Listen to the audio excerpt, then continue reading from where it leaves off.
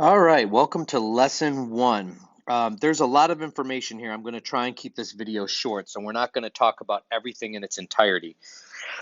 But what we want to do here in the first three lessons, lesson one, two, and three, is we want to try and introduce the three basic functions that we're going to be looking at over the course of this entire course of algebra.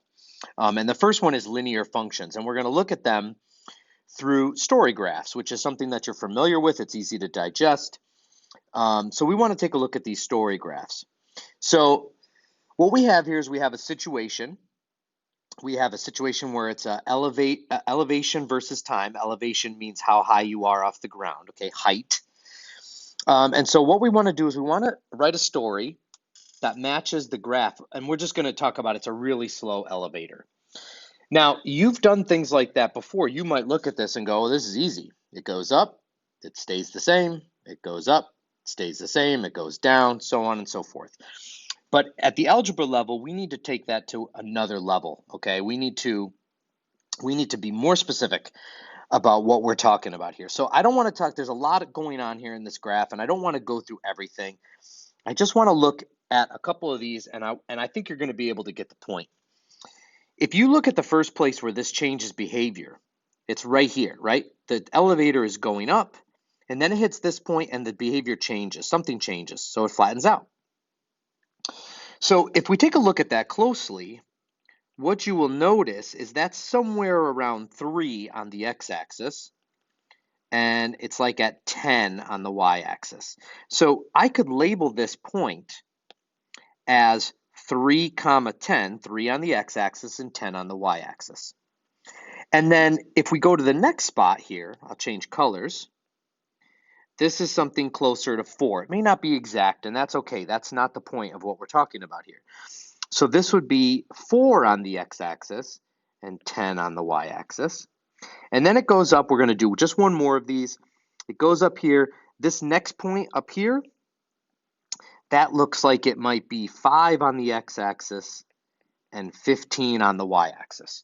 So if we wanted to write a story to go along with this, if we're talking about an elevator, what we need to do is we need to do that in a way where we're specific about what's going on. I don't just say that the elevator is going up. What I say is, for the first 3 minutes, oops, let me go to red because that's the first color that I use. For the first 3 minutes,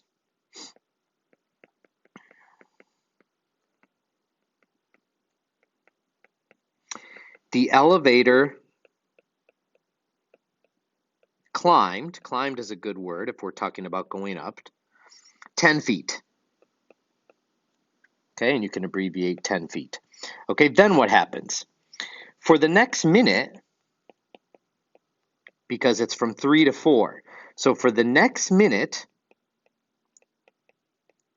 the elevator, because elevators only go up and down, the elevator didn't move. It stayed the same height, right? From 3 to 4, the elevator stays the same height. And then we'll just do the next one, and that's as far as we need to go with this, because I think you've got the idea. Then the elevator climbed or went up, or however you want to say it, climbed an additional, how much? It went from 10 to 15. So it climbed another 5 feet in the next minute. Okay, and that's as far as we have to go with that. You get the idea. Then we're going to talk about how it stayed, how it didn't move again. Then we're going to talk about how it went down or descended or fell, however you want to say it, so on and so forth, until eventually we get back to this, and we can assume that this is the ground because it's 0 feet. You could say back to where it started. Depends on how you want to look at it. But the important thing here is when you are writing these stories, it is very important that you use specific numbers, that you interpret the x-axis and the y-axis. You cannot just say it goes up, it stays flat, it goes up, it stays flat, because that's not interpreting. That's just literally telling me what the graph is doing, and that's not what we're driving at here.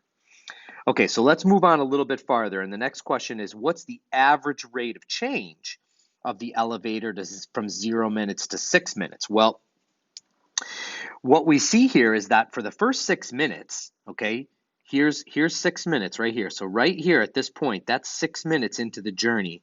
We have a lot of different behaviors here. It's climbing a little bit slower. Here it's climbing a little faster. Here it's not moving. There's a lot going on here. Well, what average rate of change does is it says, well, what if we were to skip all that and just go right from the start to the 6 minute point? What if we just did that? What would happen? And what we're really looking at is we're really trying to figure out, well, like, what's the slope of this line? Okay, so I'm sorry that line is coming with us. I don't know why that's doing that. Must be a problem with my app. But here's the point. When we do average rate of change is the change in y, just like slope, over the change in x.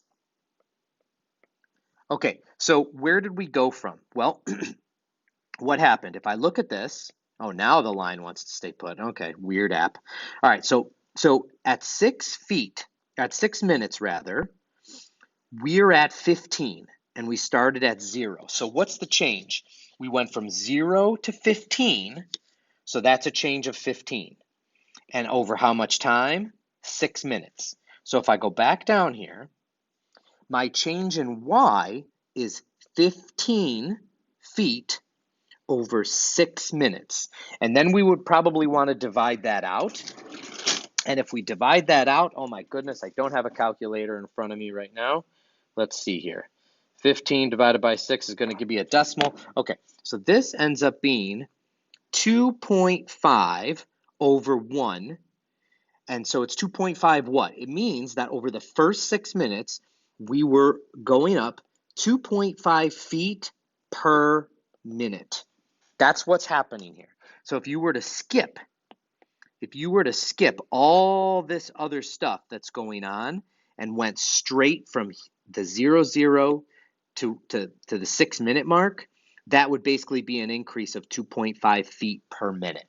So that's how we do average rate of change. All right, now, so now what we want to look at is well, what about other graphs?